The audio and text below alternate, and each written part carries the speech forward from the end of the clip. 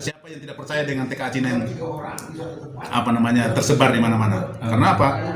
Waktu saya masih menjabat komandan Kombi di Ternate itu, setiap saya pulang jam 2 malam, kalau saya ada kegiatan di Bandung, kursus dan lain sebagainya, saya pulang penerbangan jam 2, itu pesawat langsung. Oh, itu Cina semua di bandara itu. udah penuh ya. Sampai kita ketakutan sendiri, ini kayak kita dikepung Cina semua, kayak di negeri Cina itu.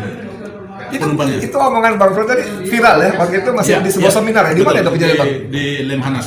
Di Lemhanas itu cerita gitu ya. Beda buku tentang dan itu viral itu viral sekali dan memang persis kalimatnya begitu. Saya pokoknya. Jadi kalau orang bercerita tentang wah itu bohong dan sebagainya, saya di tempatnya langsung, di tempatnya TKA Cina langsung. Itu ada lahannya orang yang dijadikan pelabuhan khusus. Ya. Itu ada smelter yang terpanjang kedua di dunia. Ada 42 km. Jadi dari tambang hasilnya langsung di-drop ke kapal laut. Dan di pelabuhan itu setiap minggu itu ada kapal yang datang dari Lubuk Banggai mengangkut para TKA itu langsung jadi nggak ada orang lain yang bisa masuk ke tambang itu ke pelabuhan itu, nggak ada kapal lain yang bisa tembus ke pelabuhan itu, hanya mereka.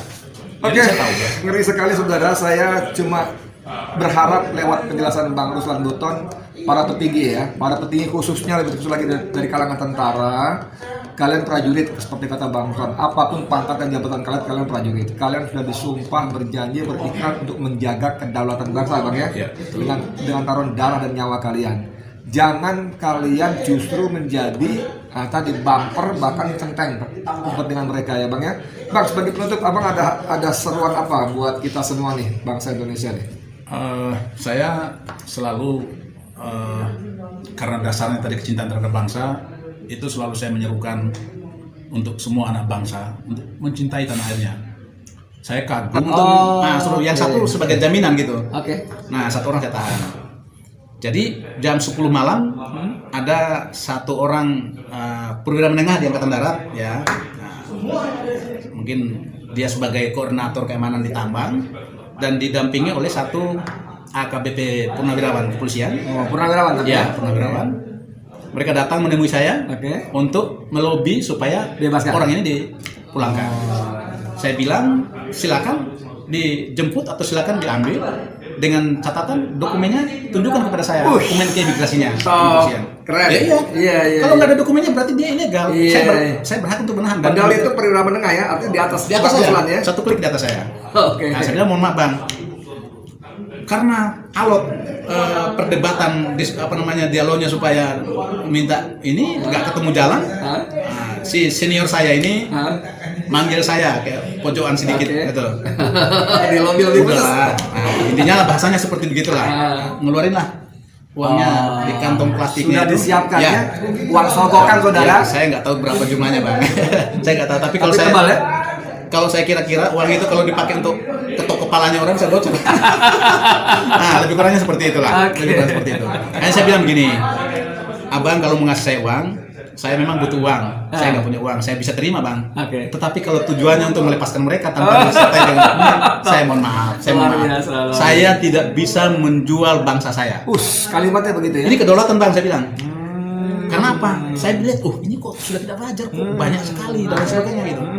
Nah, belum lagi disertai dengan ceritanya rakyat di Italia di Lede itu. Apa ceritanya? Waduh, mengerikan. Ya gimana? Lahan-lahannya banyak yang dibayar paksa dengan harga yang sangat tidak masuk akal. Berapa mereka bayar tuh? Begitu murahnya gitu ya? Bahkan ada yang mau gila itu masyarakatnya. Saya kalau misalkan kita ke sana ke lokasinya bisa saya tunjukkan semua orang-orangnya. Jadi tanah itu dirampas atau dibayar dengan sangat murah untuk mereka koordinasi untuk mau dibeli tapi harganya tidak masuk akal semua. Jadi sangat-sangat didukung, dibantu oleh orang-orang kita yang justru harusnya ya. Betul. Itu yang menjadi keprihatinan. Mereka menyandarkan harapannya kepada kami yang bertugas pada saat itu.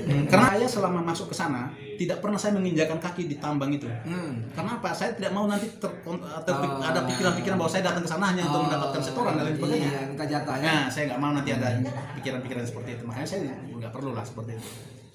Gitu Bang. Jadi saudara, seperti penjelasan Bang Ruslan Buton ini menurut saya menjadi konfirmasi buat kita semua yang tidak berada di lokasi. Bagaimana TKA Cina ini tetap ada dan sebagian besar kalau tidak dikatakan semua adalah ilegal. Walaupun para pejabat di Jakarta, pejabat imigrasi segala macam mengatakan mereka dilengkapi dokumen ini itu sebagian besar ilegal dan tragisnya keberadaan mereka diketahui bahkan di backup oleh para oknum. Betul oknum ya? Bisa iya, bisa tidak, tapi yang jelas ya mungkin lebih kurangnya seperti itu lah. Saya tertarik dengan kalimat pembuka tadi Bang Ruslan Buton ketika mengatakan bahwa saya menjadi tentara untuk mengabdi, prajurit.